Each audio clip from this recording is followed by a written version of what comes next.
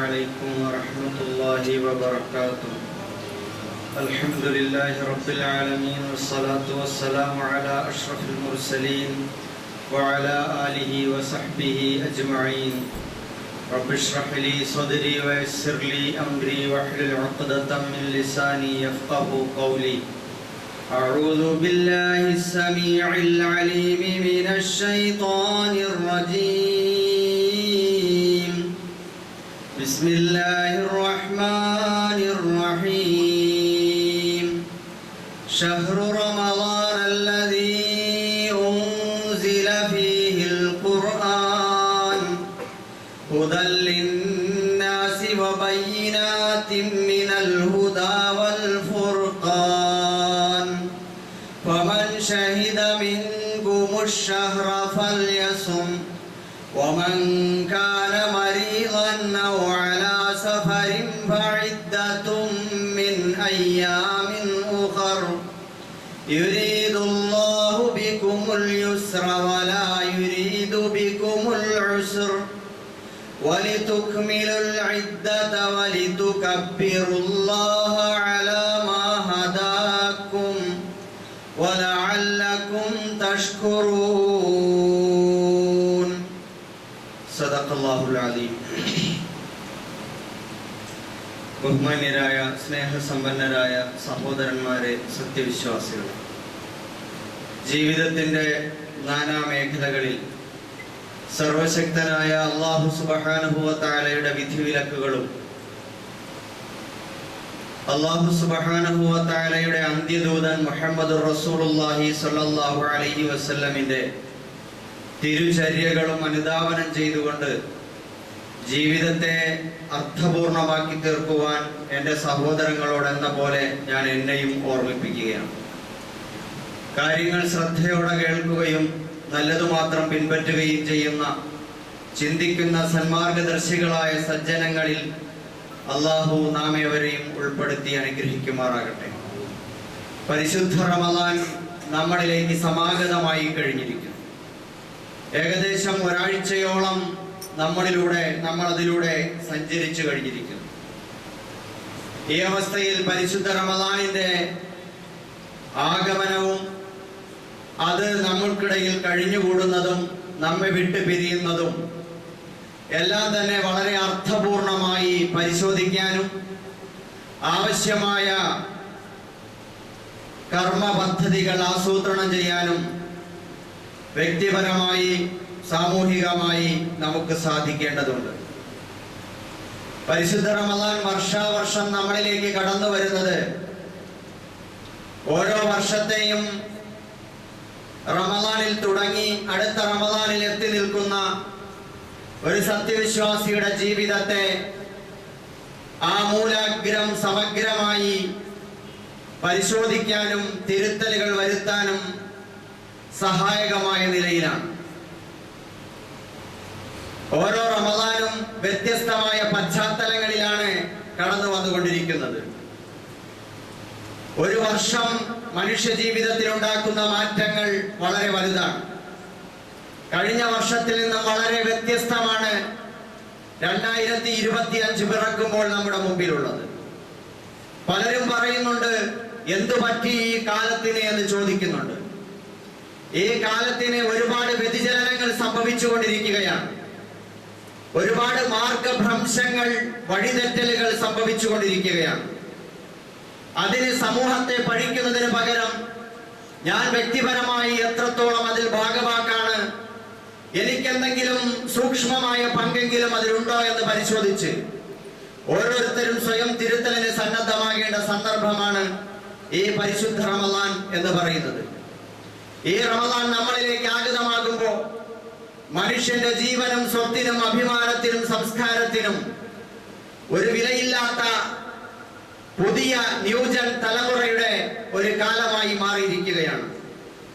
മാതാപിതാക്കളെയും സഹോദരനെയും ഒക്കെ തല്ലിക്കൊല്ലുന്ന ചുറ്റിക കൊണ്ട് തലക്കടിച്ച് നിർദാക്ഷിണ്യം വകവരുത്തുന്ന മനസ്സ് മടുക്കാത്ത യുവതയുടെ ഒരു കാലമായി മാറിപ്പോവുകയാണോ? സഹപാഠിയെ കൂടെ ഇരുന്ന് സൗഹൃദത്തോടെ സ്നേഹം പങ്കുവച്ച് ഒത്തിരുന്ന് പഠിക്കേണ്ട മക്കൾ പരസ്പരം തമ്മിലടിച്ച് കൊലപാതകം നടത്തുന്ന, വിദ്യാർത്ഥി സൗഹൃദം ശത്രുതയിലേക്ക് വഴിമാറുന്ന, ക്ലാസ് മുറികൾ കൊലക്കളങ്ങളായി മാറുന്ന അവസ്ഥ നമുക്കിടയിൽ കണ്ടുവരുന്നുണ്ട്.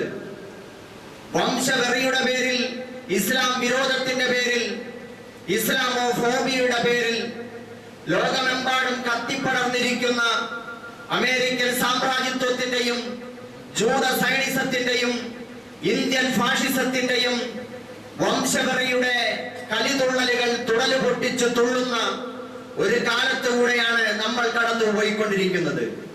ന്യൂനപക്ഷങ്ങൾ അകാരണമായി വേട്ടയാടപ്പെട്ടുകൊണ്ടിരിക്കുന്ന ഒരു കാലത്താണ് നമ്മൾ റമദാനിനെ വരവേറ്റുകൊണ്ടിരിക്കുന്നത്. മുക്കിന് ലഹരി പദാർത്ഥങ്ങൾ ഉപയോഗിച്ച് മയങ്ങിക്കിടക്കുന്ന മക്കളുടെ കാലമാണിത്. ആൺകുട്ടികൾക്കപ്പുറം പെൺകുട്ടികളും മത്സരിച്ച് ആ മേഖലയിൽ മുന്നേറിക്കൊണ്ടിരിക്കുകയാണ്. തെരുവിലും ഇടനാഴികളിലും ക്ലാസ് മുറികളിലും കലാലയങ്ങളുടെ മരച്ചുവടുകളിലും ഒക്കെ തന്നെ കുട്ടികൾ MDMA-യും മയക്കുമരുന്നും മദ്യവും യഥേഷ്ടം ഉപയോഗിച്ച് മയങ്ങിക്കിടക്കുന്ന, പ്രത്യേക ആസ്വാദനത്തിന്റെ ലോകത്തേക്ക് കടന്നുപോയിക്കൊണ്ടിരിക്കുന്ന, ആരാലും തിരുത്തപ്പെടാൻ കഴിയാത്ത ഒരു സാഹചര്യത്തിലേക്ക് നമ്മുടെ കാലം മാറിക്കൊണ്ടിരിക്കുന്നു. തറാവീഹിന് വരുന്ന മക്കളെ സൂക്ഷിക്കണേ. അവർ തലയിൽ തൊപ്പിയിട്ട ആളുകളായി വരും. അവരുടെ അടുക്കൽ വരുന്നതും തലയിൽ തൊപ്പിയിട്ടവർ തന്നെയായിരിക്കും. പക്ഷേ MDMA-യുടെയും മയക്കുമരുന്നിന്റെയും കൈമാറ്റങ്ങൾ ഉണ്ടാകുമെന്ന് സോഷ്യൽ മീഡിയകളിൽ മുന്നറിയിപ്പ് കൊടുക്കേണ്ട ഗതികെട്ട കാലത്തേക്ക് നമ്മൾ എടുത്തറിയപ്പെട്ടിരിക്കുകയാണ്. അതേപോലെ തന്നെ മാതാപിതാക്കൾ അവരൊക്കെ തന്നെ അവരുടെ മൂല്യവത്തായ ഉപദേശ നിർദ്ദേശങ്ങൾ തന്തവൈബും തള്ളവൈബും എന്ന് പറഞ്ഞ് തറയിലിട്ട് ചവിട്ടിത്തേക്കുന്ന നികൃഷ്ടമായ സംസ്കാരത്തിന്റെ ഒരു കാലമായി മാറിപ്പോയിക്കൊണ്ടിരിക്കുകയാണ്. അതുപോലെ നമ്മുടെ കുട്ടികൾ വിവാഹം വേണ്ടെന്ന് പറഞ്ഞ് ബെസ്റ്റിയും ലവറും ലവിംഗ് ടുഗദറും ഒക്കെ ആഘോഷിച്ച് തിമർത്ത് കുടുംബജീവിതത്തെ വിടചൊല്ലി പിരിഞ്ഞുകൊണ്ടിരിക്കുന്ന ഒരു കാലഘട്ടത്തിലൂടെയാണ് കടന്നു പോകുന്നത്.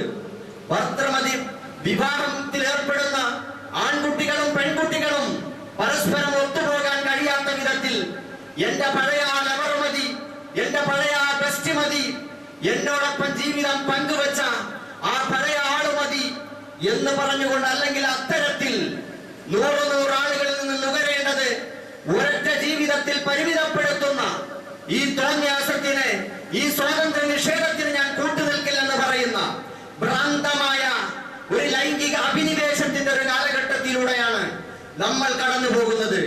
സഹോദരങ്ങളെ, ഇവിടേക്കാണ് പരിശുദ്ധമായ റമദാൻ വിരുന്നെത്തിയിരിക്കുന്നത്. റമദാൻ ഇപ്പോൾ വന്നപ്പോ ഈ അന്തരീക്ഷത്തിൽ ഉരുണ്ടുകൂടിയ തിന്മയുടെ കാർമേഘങ്ങൾക്ക് മുകളിൽ പരിശുദ്ധ റമദാന്റെ ആ പൊന്നമ്പിളി എല്ലാവർക്കും കാണേ, എല്ലാവർക്കും അതിനെ നോക്കിക്കാണാൻ അവസരമുണ്ടാകുന്ന വിധത്തിൽ എല്ലാവർക്കും വെളിപ്പെട്ട് കിട്ടിയ ഒരു സത്യമാണിത്.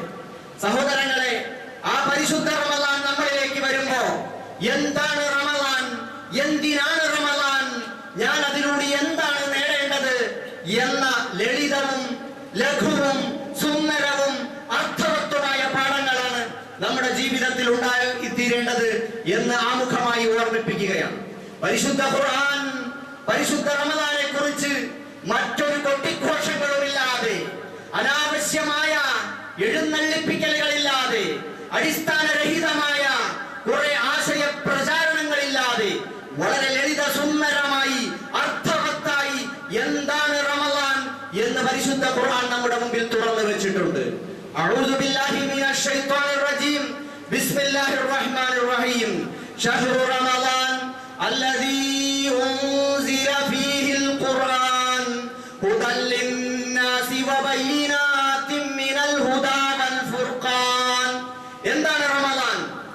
ശഹ്റു റമദാൻ എന്ന് പറയുന്നത് പരിശുദ്ധ ഖുർആൻ അവതരിപ്പിക്കപ്പെട്ട മാസമാണ്. ഉൻസില എന്നും നസ്സല എന്നും ഖുർആൻ അവതരണത്തെ കുറിച്ച് ഖുർആൻ വിശേഷിപ്പിച്ചിട്ടുണ്ട്.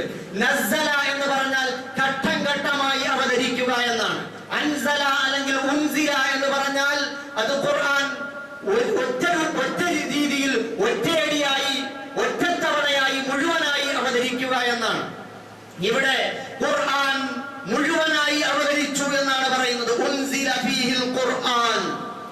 ഈ റമദാനിന്റെ ഏറ്റവും വലിയ സവിശേഷത ഏതാണ്? അപ്പൊ ഒറ്റയടിക്ക് അവതരിച്ചു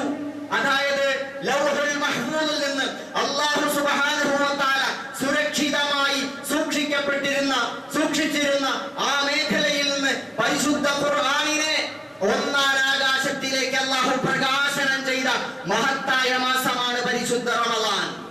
അവിടെ നിന്നും മനുഷ്യ ജീവിതത്തിന്റെ ആവശ്യകതയ്ക്കനുസരിച്ച് സന്ദർഭാനുസരണം അല്ലാഹുവിന്റെ അനുമതി പ്രകാരം ജിബ്രീൽ അലൈഹിസ്സലാം മുഖേന മുഹമ്മദുർ റസൂലുള്ളാഹി സ്വല്ലല്ലാഹു അലൈഹി വസല്ലമയ്ക്ക് ഘട്ടം ഘട്ടമായി 23 വർഷക്കാലത്തെ സമയമെടുത്തുകൊണ്ട് അവതരിപ്പിച്ച, അതിനാണ് നസ്സല എന്ന് പ്രയോഗിക്കുന്നത്.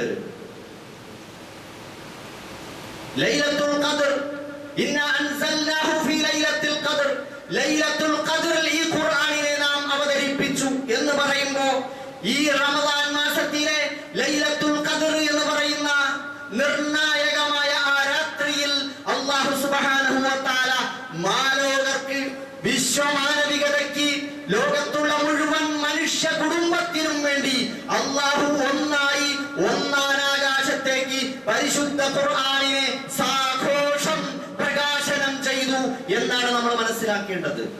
സഹോദരങ്ങളെ, ആ അർത്ഥത്തിൽ അവതരിപ്പിക്കപ്പെട്ട ആ ഖുർആൻ എന്താണ്? നമുക്കത് എന്തായിട്ടാണ് ഖുർആൻ നമുക്ക് അവതരിപ്പിച്ചത്?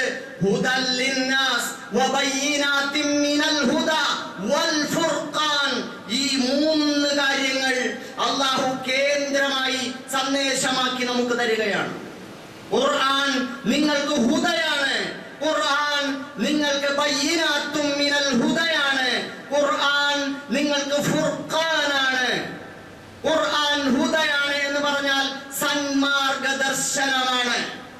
സഹോദരങ്ങളെ, ഇവിടെ നമ്മൾ സൂചിപ്പിച്ചു ആമുഖമായി, നമ്മൾ ജീവിക്കുന്ന ജീവിത സാഹചര്യത്തിൽ, സാമൂഹിക പരിസരത്തിൽ നാനാതരത്തിലുള്ള തിന്മകളുടെ കൂരിരുട്ടുകൾ കട്ടപിടിച്ച് നിൽക്കുമ്പോ അവിടെ മുമ്പോട്ട് പോകാനുള്ള വെളിച്ചം, മുമ്പോട്ട് പോകാനുള്ള ഊർജം, മുമ്പോട്ട് പോകാനുള്ള ശക്തി അത് നമുക്ക് കിട്ടാൻ ഈ ഖുർആൻ നിങ്ങൾ ഹിദായത്തായി, മാർഗദർശനമായി സ്വീകരിക്കേണ്ടതുണ്ട്. ഈ ഖുർആനിനെ സന്മാർഗദർശനമായി സ്വീകരിക്കണം. ആ സന്മാർഗദർശനത്തിന്റെ കേന്ദ്ര വിശ്വാസങ്ങൾ വിശ്വാസപരമായ 3 അച്ചുതണ്ടുകളിൽ കേന്ദ്രീകരിച്ചു നിൽക്കുന്നുണ്ട്. തൗഹീദ്, റിസാലത്ത്, ആഖിറത്ത്, അഥവാ അല്ലാഹുവിന്റെ ഏകത്വം, ഏകനായ പടച്ച തമ്പുരാനിൽ അടിയുറച്ചുള്ള വിശ്വാസം നമുക്ക് ആവശ്യമാണ്. മനുഷ്യൻ ദുർബലനാണ്, മനുഷ്യൻ ചപലനാണ്, മനുഷ്യൻ നിസ്സഹായനാണ്. അവന് വേണം സഹായം, ഒരത്താണി വേണം. എത്ര വലിയ ശക്തനാണെങ്കിലും, എത്ര വലിയ സായുധ ശേഷിയുള്ളവനാണെങ്കിലും, എത്ര വലിയ അധികാര ശക്തിയുള്ളവനാണെങ്കിലും, എത്ര വലിയ സമ്പന്നത കൊണ്ട് അങ്ങേയറ്റം പിന്തുണയുള്ളവനാണെങ്കിലും, അവൻ തളർന്നു പോകുന്ന ജീവിതത്തിന്റെ വിവിധ ഘട്ടങ്ങൾ, സന്ദർഭങ്ങളുണ്ട്. എത്ര വലിയവനും അത്താണി ആവശ്യമാണ്. മനുഷ്യനെ കൊണ്ട് അവനെ താങ്ങി നിർത്താൻ കഴിയില്ല. അവന് പ്രപഞ്ചനാഥനായ പടച്ചവനെ, അല്ലാഹുവിനെ അത്താണിയായി കണ്ടുകൊണ്ട് മാത്രമേ അവന്റെ ജീവിതത്തിൽ അവന് മുമ്പോട്ട് പോകാൻ കഴിയൂ. അതാണ് അടിസ്ഥാനം.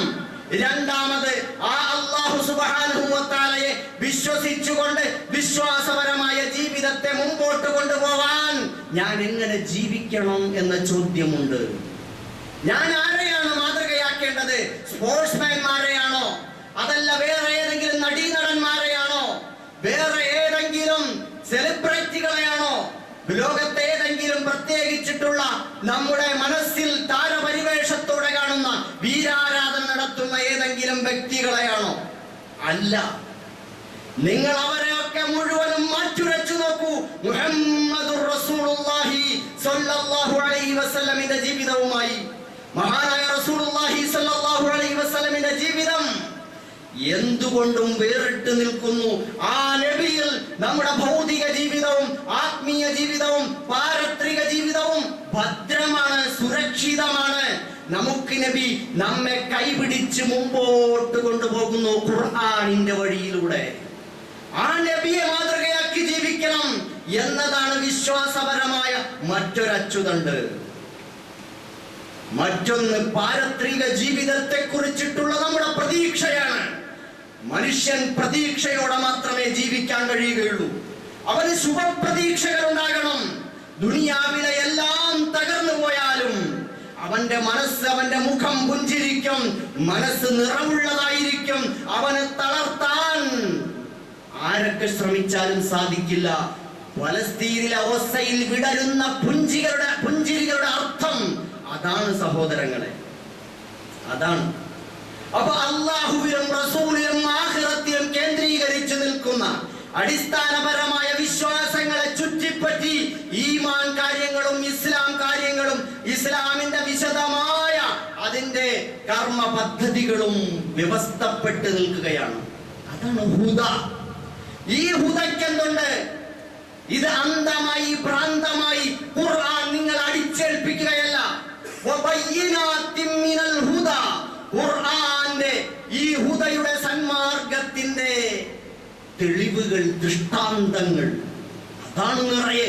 നിങ്ങൾ അല്ലാഹുവിനെ വിശ്വസിക്കണമെന്ന് പറയുമ്പോ പടച്ചവനെ വിശ്വസിക്കേണ്ടതിന്റെ ആവശ്യകത യുക്തിബന്ധുരമായി നിങ്ങളെ ബോധ്യപ്പെടുത്താൻ ഖുർആൻ സജ്ജമാണ്. നിങ്ങളെ ഖുർആൻ അല്ലാഹുവിലേക്ക് ബുദ്ധിപരമായി മാടി വിളിക്കുന്നതിന്റെ നൂറുകണക്കിന് ദൃഷ്ടാന്തങ്ങൾ, പ്രാപഞ്ചികമായ ദൃഷ്ടാന്തങ്ങൾ, ബുദ്ധിപരമായ ദൃഷ്ടാന്തങ്ങൾ ഖുർആൻ എടുത്തോതി തരുന്നുണ്ട്. നിങ്ങൾ എന്തിന് വിശ്വാസം വിട്ടുപോകണം? പ്രവാചകൻ സല്ലല്ലാഹു അലൈഹി വസല്ലം അല്ലാഹുവിന്റെ പ്രവാചകനാണെന്ന് പറയുമ്പോ എന്തുകൊണ്ട് പടച്ചവന്റെ പ്രവാചകനായി എങ്ങനെ വിശ്വസിക്കും? ഖുർആൻ നമുക്ക് പറഞ്ഞു തരുന്നു. യാസീൻ വൽ ഖുർആനിൽ ഹക്കീം ഇന്നക ലമിനൽ മുർസലീൻ. യുക്തിബന്ധുരമായ ഖുർആൻ തന്നെയാണ് സത്യം. താങ്കൾ അല്ലാഹുവിന്റെ ദൂതന്മാരിൽപ്പെട്ട ഒരാൾ തന്നെയാണ്. അതിനും തെളിവ് ഖുർആനാണ്. ഖുർആൻ ദൈവികമാണ്. ഖുർആൻ പരിശോധിച്ചോളൂ. ലോകത്തെ മനുഷ്യന്റെ ബുദ്ധിയും സാങ്കേതിക വിദ്യയും അറിവും നാൾക്ക് നാൾ കുതിച്ചു ചാടുകയല്ലേ. എല്ലാ മാപിനികളും മാനദണ്ഡങ്ങളും ഉപയോഗിച്ച് പരിശുദ്ധ ഖുർആൻ ഇത് മനുഷ്യ നിർമ്മിതമാണോ എന്ന് പരിശോധിച്ചു നോക്കൂ. തളർന്ന് പരാജയപ്പെട്ട് പിന്നോട്ട് പോകും. അല്ല, ഇത് ദൈവികമാണ്, പടച്ചവനിൽ നിന്നുള്ളത് തന്നെയാണെന്ന് ബോധ്യപ്പെടും. പാരത്രിക ജീവിതം അന്ധമായ വിശ്വാസമല്ല, അത് അദൃശ്യമായ വിശ്വാസമാണ്. നമുക്ക് കാണാൻ കഴിയാത്ത ജീവിതത്തിലെ ഒരുപാട് പരമാർത്ഥങ്ങൾക്കൊപ്പം ഒരു പരമാർത്ഥമാണ് പരലോകം എന്ന് പറയുന്നത്. ആ പരലോകം ജീവിതത്തിൽ അനിവാര്യമാണ് എന്ന് നമുക്ക് ഖുർആൻ മുഖേന ബോധ്യപ്പെടും. ജീവിതത്തിൽ പൂർണ്ണതയുണ്ടാകണമെങ്കിൽ മനുഷ്യൻ മറ്റൊരു ലോകത്തെ നീതിയും സന്തോഷവും സമാധാനവും എല്ലാം താല്പര്യപ്പെടുന്നുണ്ട്. അതിന്റെ പൂർത്തീകരണമാണ് പരലോകം. പരിശുദ്ധ ഇസ്ലാം മദ്യപാനം, വ്യഭിചാരം, പലിശ, ചൂതാട്ടം, തോന്യാസങ്ങൾ മുഴുവൻ വിലക്കി. പറഞ്ഞു തരണോ ഇതിന്റെയൊക്കെ ദൃഷ്ടാന്തങ്ങൾ? ഖുർആൻ അങ്ങനെ തുടങ്ങി. ആ സന്മാർഗം, ഇസ്ലാം എന്ന സന്മാർഗത്തിന്റെ മുഴുവൻ തെളിവുകളും ദൃഷ്ടാന്തങ്ങളും ഉള്ളടക്കം ചെയ്യപ്പെട്ടതാണ് ഖുർആൻ. മൂന്നാമതായി ഫുർഖാനാണ് ഖുർആൻ. ഫുർഖാൻ എന്ന് പറയുമ്പോ ഈ പരിശുദ്ധ ഖുർആൻ അതനുസരിച്ച് ജീവിച്ചുകൊണ്ട് ഒരു ആദർശം ഇസ്ലാം ആത്മാഭിമാനത്തോടെ നെഞ്ചിലേറ്റിക്കൊണ്ട് സമൂഹ മധ്യ ജീവിച്ചു മുമ്പോട്ട് പോകുമ്പോ ഖുർആനിന്റെ ബുദ്ധിപരമായ ദൃഷ്ടാന്തപരമായ തെളിവുകൾ സമർത്ഥിച്ചുകൊണ്ട് മുമ്പോട്ട് പോകുമ്പോ അവിടെ നമുക്ക് മറുഭാഗത്ത് ഇസ്ലാമേതര വ്യവസ്ഥിതികളും മതങ്ങളും ദർശനങ്ങളും ഇതെല്ലാം തന്നെ ഇസ്ലാമിന് വെല്ലുവിളിയും പ്രതിബന്ധവും തീർത്തുകൊണ്ട് മുമ്പോട്ട് വരും. അവിടെയൊക്കെ ഇസ്ലാമിന്റെ മൂല്യവത്തായ ആദർശങ്ങളും സിദ്ധാന്തങ്ങളും നയങ്ങളും സമീപനങ്ങളും മൂല്യങ്ങളും മുറുകെ പിടിച്ചുകൊണ്ട് ഇസ്ലാമിന്റെ പക്ഷത്തേക്ക് മാറി നിന്ന് നെഞ്ചു നിവർത്തി ആത്മാഭിമാനത്തോടെ മുമ്പോട്ട് പോവാൻ കഴിയണം. ലാ തഹിനു വലാ തഹ്സനു വഅൻതുമുൽ അഅലൗൻ ഇൻ കുന്തും മുഅ്മിനീൻ. നിങ്ങൾ സമൂഹത്തിൽ നടക്കുന്ന വംശഹത്യകളും വംശഹത്യക്ക് വേണ്ടിയുള്ള മുറവിളികളും കൂട്ടക്കൊലകളും നാശനഷ്ടങ്ങളും ഭീഷണികളും ഇതൊന്നും കണ്ടിട്ട് നിങ്ങൾ തകരണ്ട, ഭയപ്പെടണ്ട.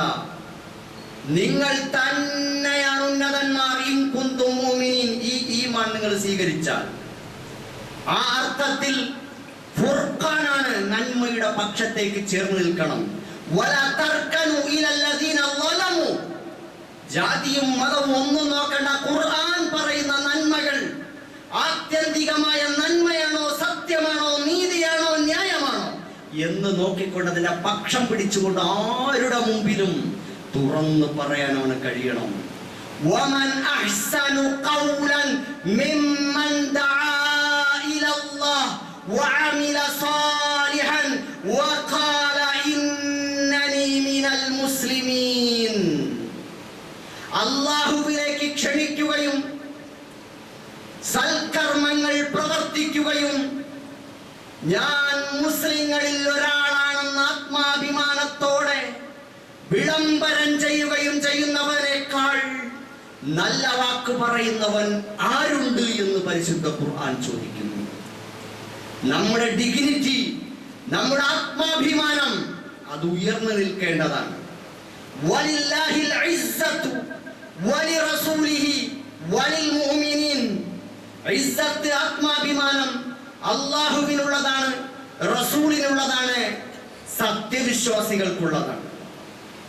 സഹോദരന്മാരെ, ആ അർത്ഥത്തിൽ സമൂഹത്തിൽ നടക്കുന്ന അനീതി, അക്രമം, അന്യായം, അസമത്വം, വർണ്ണവിവേചനം, പക്ഷപാതിത്വം, അഴിമതി, ലഹരി, അശ്ലീലത, തോന്യാസങ്ങൾ, ഇതിൽ നിന്നെല്ലാം മാറി അതിനോടെല്ലാം വേറിട്ട് നിന്നുകൊണ്ട്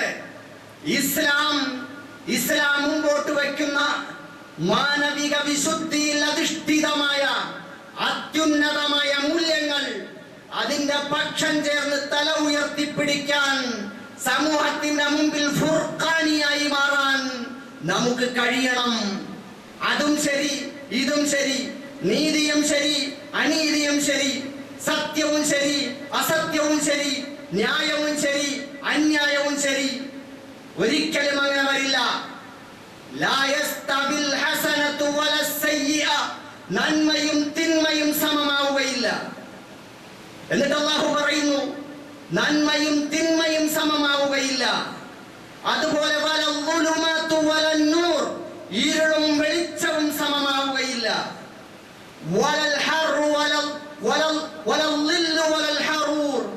ചൂടും തീഷ്ണമായ ഉഷ്ണവും ചൂടും, മറുഭാഗത്ത് ശൈത്യം തണുപ്പും തമ്മിൽ ഒരിക്കലും സമമാവുകയില്ല.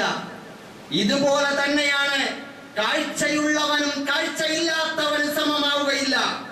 ഇസ്ലാമും കുഫറും സമമാവുകയില്ല. ഇസ്ലാം ആത്യന്തികമായ സത്യം ഒന്ന് മാത്രം, അത് പടച്ച തമ്പുരാന്റെ സത്യം. മുസ്ലിങ്ങളുടെ പ്രത്യേകമായതെന്നല്ല, പടച്ച തമ്പുരാന്റെ സത്യം. ഏത് മനുഷ്യൻ അതിനെ സ്വീകരിക്കുന്നുവോ അതാണ് സത്യം, അതാണ് ദീൻ. യൗമുൽ ഫുർഖാൻ എന്ന് ബദറിനെ അല്ലാഹു വിശേഷിപ്പിച്ചു. അൽ ഫുർഖാൻ എന്ന് ഇവിടെ ഖുർആനിനെ അല്ലാഹു വിശേഷിപ്പിച്ചു. സത്യാസത്യ വിവേചന നിലപാടിന്റെ ഗ്രന്ഥം.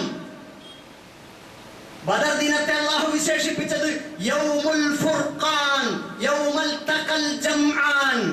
രണ്ട് സംഘങ്ങൾ ഏറ്റുമുട്ടിയ ദിനം, അത് സത്യാസത്യ വിവേചനത്തിന്റെ ദിനം എന്ന് പറഞ്ഞാൽ ഹക്കും ബാത്തിലും തമ്മിൽ വേർതിരിയുന്ന ദിനം എന്നതുപോലെ സത്യവും അസത്യവും നീതിയും അനീതിയും കൂടിക്കലരില്ല, അതെല്ലാം വേറിട്ടേ പോകൂ എന്നതുപോലെ ഇസ്ലാം ബാക്കിയുള്ള മുഴുവൻ മനുഷ്യരോടും സ്നേഹവും സൗഹാർദ്ദവും സഹിഷ്ണുതയും എല്ലാ സഹവർത്തിത്വവും പങ്കുവെക്കുന്നതോടൊപ്പം ആദർശപരമായി ഇസ്ലാം വേറിട്ട് നിൽക്കുന്നു.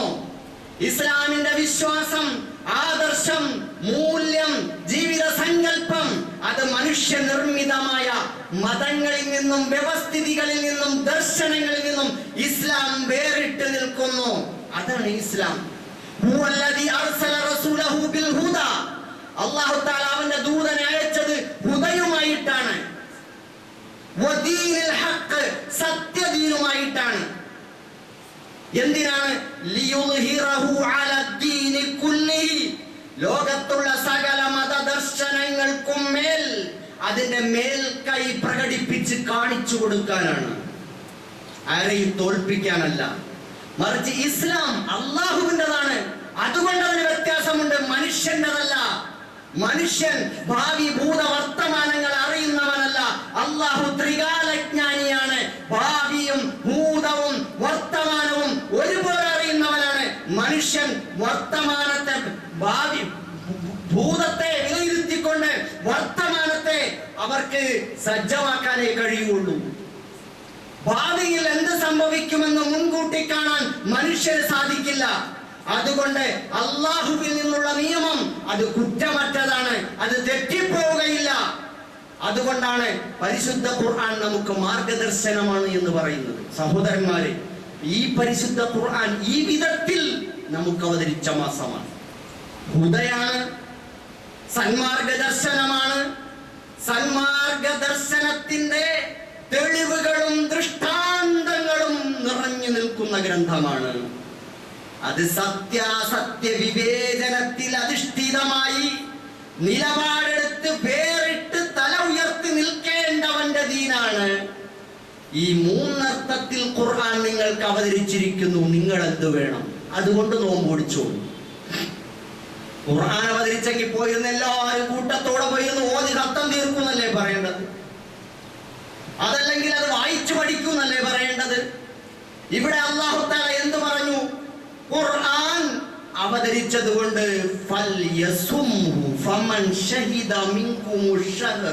ആ മാസത്തിൽ ആരോഗ്യത്തോടെ വല്ലോനും ജീവിച്ചിരിപ്പുണ്ടെങ്കിൽ പോയിട്ട് നോമ്പെടുത്തോളൂ.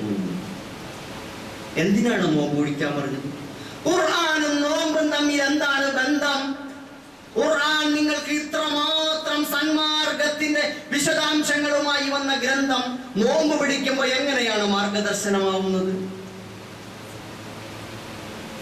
സഹോദരങ്ങളെ, ഖുർആൻ സൂറത്തുൽ ബഖറ ആദ്യത്തെ ആയത്ത് അല്ലാഹു പറയുന്നുണ്ട്, ദാലിക്കൽ കിതാബു ലാ റൈബ ഫീഹി ഹുദൽ ലിൽ മുത്തഖീൻ. സംശയം വേണ്ട, ആ ഗ്രന്ഥം അത് സന്മാർഗത്തിന്റെ ഗ്രന്ഥം തന്നെയാണ്. അത് മുത്തഖീങ്ങൾക്ക് സന്മാർഗം തന്നെയാണ്. മുത്തഖീങ്ങൾക്ക് സന്മാർഗമാണ്. അപ്പൊ തഖ്വയുള്ളവർക്ക് ഖുർആൻ സന്മാർഗമാണ്. അപ്പൊ തഖ്വയുണ്ടെങ്കിലേ ഖുർആൻ സന്മാർഗമാവുകയുള്ളൂ. അപ്പൊ തഖ്വ ഉണ്ടാകാൻ എന്താണ് വഴി? നോമ്പ് പിടിക്കണം.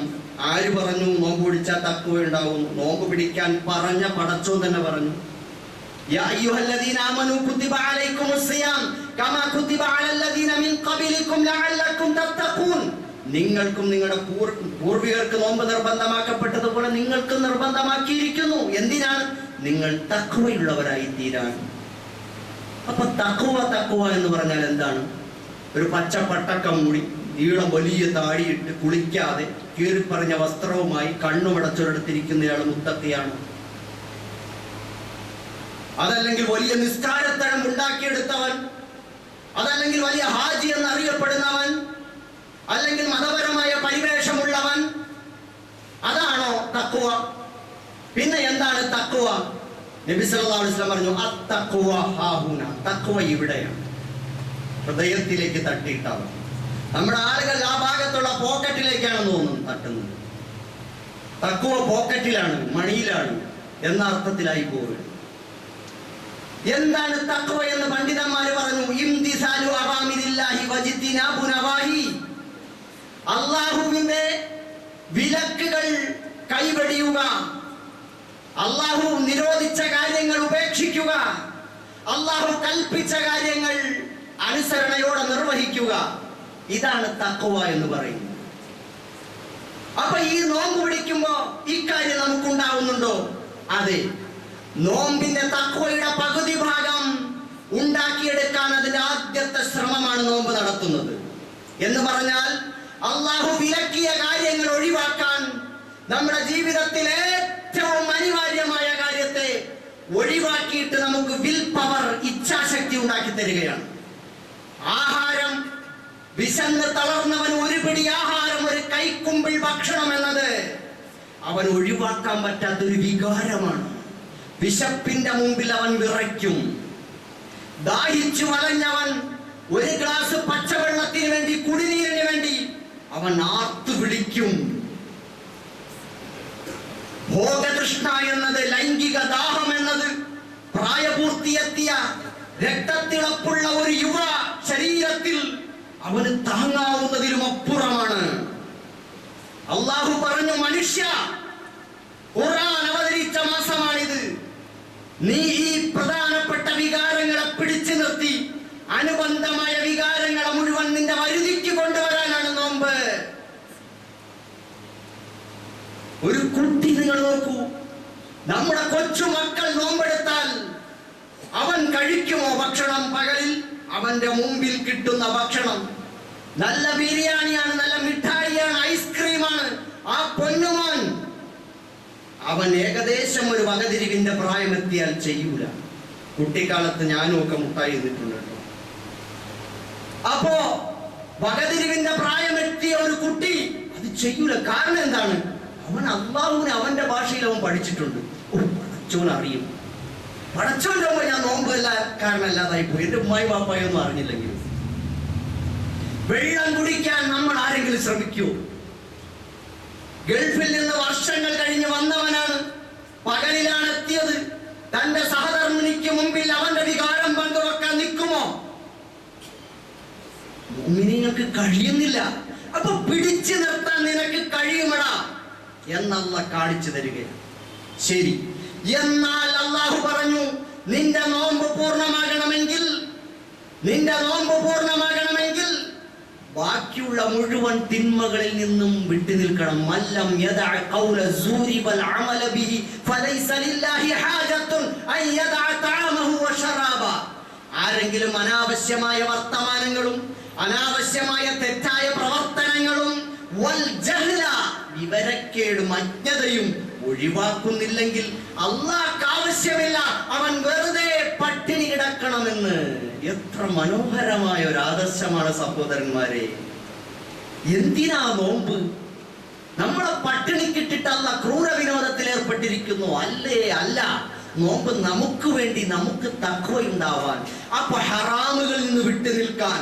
ഞാൻ പറഞ്ഞല്ലോ, തുടക്കത്തിൽ ആമുഖം പറഞ്ഞല്ലോ, ആ സാമൂഹിക അന്തരീക്ഷത്തിൽ ജീവിക്കുന്ന നമ്മളെ അള്ളാഹു വിശക്കുമ്പോൾ തിന്നരുത്, ദാഹിക്കുമ്പോൾ കുടിക്കരുത്, ഭോഗതൃഷ്ണയുള്ളപ്പോൾ ഭോഗിക്കരുത്, ദേഷ്യം വരുമ്പോ ദേഷ്യം പ്രകടിപ്പിച്ച് ബുദ്ധിമുട്ടാക്കരുത് മറ്റവനെ, അവന്റെ അഭിമാനം വ്രണപ്പെടുത്തരുത്, അവനെ ദ്രോഹിക്കരുത്, അവന്റെ അന്യായമായി അവന്റെ വസ്തുവകകൾ തട്ടിയെടുക്കരുത്, അപഹരിക്കരുത്, മദ്യപിക്കരുത്, ലഹരി ഉപയോഗിക്കരുത്, പുകവലിക്കരുത്, അനാവശ്യങ്ങൾ പ്രവർത്തിക്കരുത്. മുഴുവൻ ഹറാമുകളും ഒഴിവാക്കാൻ കഴിയുന്നില്ലേ നമുക്ക്? എന്താ ഇപ്പൊ ചെയിൻ സ്മോക്കർമാരൊന്നും പകലിൽ സിഗരറ്റ് വലിക്കുന്നില്ലല്ലോ. നമുക്ക് കഴിയുമെന്നല്ല എന്റെ അർത്ഥം. നമ്മുടെ വാദം തെറ്റാണെന്നുള്ള നമ്മളെ കൊണ്ട് തെളിയിക്കുകയല്ലേ? നമ്മളല്ലേ പറഞ്ഞത് എനിക്കിത് ഒഴിവാക്കാൻ പറ്റൂല എന്ന്? ലഹരി ഉപയോഗിക്കാൻ പറ്റാൽ ഒഴിവാക്കാൻ പറ്റില്ല എന്ന് പറഞ്ഞ് ചിന്തിച്ചില്ലേ? എന്തേ റമദാനിൽ ഒഴിവാക്കാൻ കഴിയുന്നു? നിന്റെ ഉള്ളിൽ നിനക്കൊരു ഇച്ഛാശക്തിയുണ്ട്. നീ റബ്ബിനെ ഓർത്തത് പുറത്തെടുക്കണം. ഇതാ നീ നല്ലവനാണ്, നീ ശൈത്താന്റെ വഴിയെ പോകരുത്, നീ നേരെ വാ നല്ല കാണിച്ചു തരികയല്ലേ. പരദൂഷണം പറയാൻ നാക്കെടുക്കുമ്പോ നമ്മെ ആരോ ഉള്ളിൽ നിന്ന് പിടിച്ചു വലിക്കുന്നില്ലേ? വേണ്ട, നീ പറഞ്ഞേക്കരുത്, നിന്റെ നോമ്പ് പൊളിഞ്ഞു. ഇങ്ങനെ ഹറാമുകളെ കുറിച്ചെല്ലാം നമ്മളെ പരിശീലിപ്പിക്കുകയല്ലേ അല്ലാഹു. അതാണ് തഖ്വ എന്ന് പറയുന്നത്. രണ്ടാമതൊരു ഭാഗം, അപ്പൊ നിഷേധാത്മകമായ ഒരു ഭാഗം, മദ്യപാനം, വ്യഭിചാരം, മയക്കുമരുന്ന്, പലിശ, ചൂതാട്ടം, അധാർമികതകൾ മുഴുവൻ, അതിനെയൊക്കെ നിയന്ത്രിക്കാൻ അല്ലാഹു നമ്മളെ സജ്ജമാക്കുന്നു. എന്നിട്ട് അല്ലാഹ് എന്ത് ചെയ്യുന്നു? തഖ്വയുടെ രണ്ടാം ഭാഗം അല്ലാഹുവിന്റെ നിയമനിർദ്ദേശങ്ങൾ സ്വീകരിക്കുക എന്നതാണ്. അള്ളാഹുവിന്റെ കൽപ്പനകൾ പാലിക്കുക, അതിനാണ് ഖുർആൻ. അപ്പൊ ഖുർആൻ എടുക്കണം, ഖുർആൻ ഓതി ഓതി ഓതി ഓതി നിന്ന് നമസ്കരിക്കണം, റബ്ബിന്റെ മുമ്പിൽ നിന്ന് നമസ്കരിക്കണം. ആയത്തുകൾക്കനുസരിച്ച് സങ്കടങ്ങളും വിഷമവും സന്തോഷവും മാറി മാറി സമ്മിശ്ര വികാരങ്ങൾ നിന്നിൽ നിന്ന് അണപൊട്ടണം. പടച്ചവന്റെ മുമ്പിൽ സ്വർഗത്തെ പറയുമ്പോ സ്വർഗത്തെ ചോദിക്കണം, നരകത്തെ പറ്റി പറയുമ്പോ നരകത്തിൽ നിന്ന് കാവൽ തേടണം. സൽക്കർമ്മങ്ങളും നല്ല കാര്യങ്ങളും പറയുമ്പോ പടച്ചോനെ എന്നെ അതിൽ പെടുത്തണമെന്ന് പറയണം. ഇങ്ങനെ മനസ്സുകൊണ്ട് മന്ത്രിച്ചുകൊണ്ട് പ്രാർത്ഥിച്ചുകൊണ്ട് ഖുർആനിന്റെ പിന്നാലെ ഒരു മാസം തികയുമ്പോ ഇങ്ങനെ കണക്കില്ലാതെ ഖത്തം തീർക്കുന്നതിന് പകരം അത്യാവശ്യം ഒരു ഖത്തം തീർത്തിട്ട് നമ്മൾ ചെയ്യേണ്ടത് എന്താണ്? നമ്മൾ സ്ഥിരമോതുന്ന സൂറത്തുകളുടെ ആശയങ്ങൾ കൂടി ഒന്ന് പഠിക്കാൻ ശ്രമിക്കുക.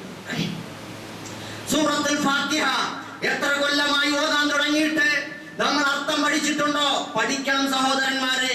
സൂറത്തുൽ ഇഖ്ലാസ് മുഅവ്വദത്തൈനി അർത്ഥം പഠിച്ചിട്ടുണ്ടോ? പഠിക്കണം സഹോദരന്മാരെ.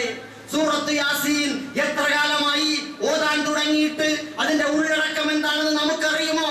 അറിയില്ലെങ്കിൽ നമ്മൾ ഇരുന്ന് പഠിക്കണം. ഒന്ന് തർജുമകൾ കിട്ടില്ലേ? മലയാള തഫ്സീറുകൾ കിട്ടില്ലേ? നമുക്ക് വിശ്വാസമുള്ള ഏത് സംഘടനയുടെ ആയിക്കൊള്ളട്ടെ, ഏതെങ്കിലും ഒന്നെടുത്തിട്ട് നിങ്ങൾ വായിച്ചു. സൂറത്തുൽ കഹ്ഫ് വെള്ളിയാഴ്ച ഇന്ന് നമ്മൾ ഓതിയിട്ടില്ലേ? അതിലുള്ള കഥാംശങ്ങളും സന്ദേശങ്ങളും എന്തെന്ന് നമുക്കറിയോ? പഠിക്കണ്ടേ? ഖുർആന്റെ പിന്നാലെ പോയി. സൂറത്തുൽ ഹുജറാത്ത് എടുത്തു നോക്കി, അതിൽ നൂറുകണക്കിന് വരുന്ന ഉപദേശങ്ങൾ നമ്മുടെ മുമ്പിലുണ്ട്. ഒരു മുഅ്മിൻ, ഒരു സത്യവിശ്വാസി നല്ല സ്വഭാവമുള്ളവനാവാനുള്ള എല്ലാ ഉപദേശ നിർദ്ദേശങ്ങളും ഉണ്ട്. എത്ര സൂറത്തുകൾ, എത്ര മനോഹരമായ ആയത്തുകൾ എവിടെ നിന്ന് കിട്ടും? ആര് നമ്മളെ ഉപദേശിക്കും? അല്ലാഹു സുബ്ഹാനഹു വ തആല അല്ലാഹുവിന്റെ റസൂൽ സല്ലല്ലാഹു അലൈഹി വസല്ലമയ്ക്ക് കൈമാറിയ ആ ഗ്രന്ഥം, ആ റസൂൽ നമുക്ക് കൈമാറി തന്നിരിക്കുന്നു, നമ്മുടെ മുമ്പിലുണ്ട്. എത്ര മനോഹരമാണ്, ഹൃദ്യമാണ്, എത്ര വലിയ ഗിഫ്റ്റാണ്, സമ്മാനമാണ് ഖുർആൻ സഹോദരന്മാരെ. അത് നമ്മൾ ഏറ്റെടുക്കണം. ഞാൻ അവസാനിപ്പിക്കുന്നു. നബി സല്ലല്ലാഹു അലൈഹി വസല്ലം പറഞ്ഞു, അസ്സിയാമു വൽ ഖുർആനി യശ്ഫഅനി ലിൽ അബ്ദി യൗമൽ ഖിയാമ. നോമ്പും ഖുർആനും നാളെ പരലോകത്ത് അല്ലാഹുവിന്റെ അടുക്കൽ ശുപാർശയ്ക്കെത്തും ഒരു ദാസനെ, ഒരു സത്യവിശ്വാസിക്ക്, മുഅ്മിനാണെങ്കിൽ. അല്ലെങ്കിൽ എതിരെ സാക്ഷി പറയും.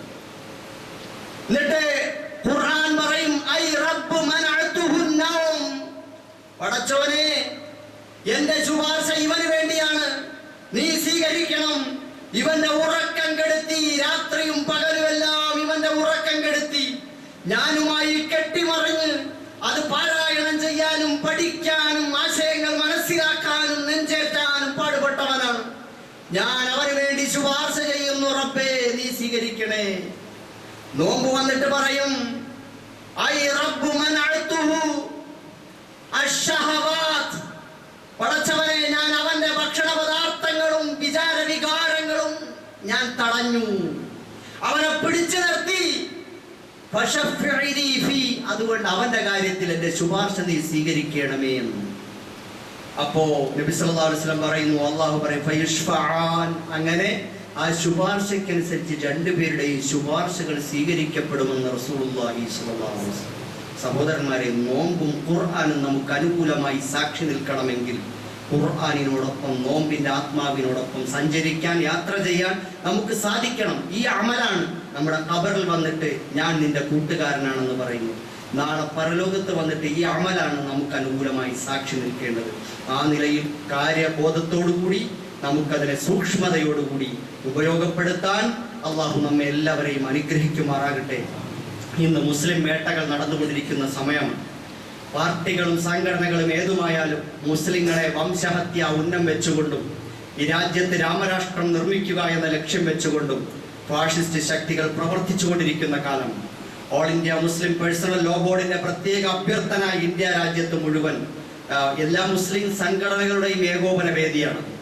All India Muslim personal law board ആഹ്വാനം ചെയ്തിരിക്കുന്നു, നിങ്ങൾ നമസ്കാരത്തിൽ നാസിലത്തിന്റെ ഖുനൂത്ത് ഓതണം. തറാവീഹ് നമസ്കാരത്തിന് ശേഷവും മറ്റുമൊക്കെ നിങ്ങൾ പരമാവധി മുസ്ലിം ഉമ്മത്തിന് വേണ്ടി ദുആ ചെയ്യണം എന്നാവശ്യപ്പെട്ടുകൊണ്ട് ആഹ്വാനം ചെയ്തിരിക്കുന്ന ഒരു സന്ദർഭം കൂടിയാണ്. എല്ലാവരും ആത്മാർത്ഥമായി ദുആ ചെയ്യണം, എല്ലാവിധ അത്യാഹിതങ്ങളിൽ നിന്നും നമ്മളെ രക്ഷപ്പെടുത്താൻ വേണ്ടി.